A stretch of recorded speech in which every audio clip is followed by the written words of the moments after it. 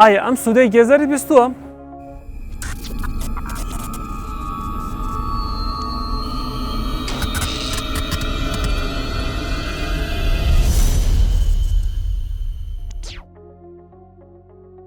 بەپێی توێژینەوەکان خواردن و بەکارهێنانی گێزەر دەتوانێت مەترسی چەندین جۆر شێرپەنجە کەم بکاتەوە.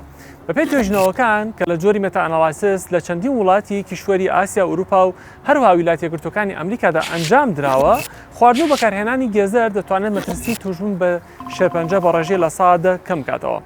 هەروە لە توێژینەوەکی دیکەدا کە زیاتر لە 9000 کەس تێدا بەشدار بوون، دەرکەوت کە ئەلفا-کارۆتین پێکهاتەیەکی ناو گێزەرە ڕۆڵێکی کاریگەر دەبینێت لە کەمکردنەوەی مەترسی تووشبوون بە شێرپەنجە بە ڕێژەی لە 120. توێژەران باس لەوە دەکەن کە بەکارهێنانی گێزەر یەک جا لە هەفتەیەکدا مەترسی تووشبوون بە شێرپەنجە لە 102 بۆ لە 104 کەم دەکاتەوە. ئەگەر ئەم بەکارهێنانە زیاد کات بۆ 5 جا لە هەفتەیەکدا، مەترسی تووشبوونەکە بە ڕێژەی لە 110 بۆ لە 120 کەم دەبێتەوە.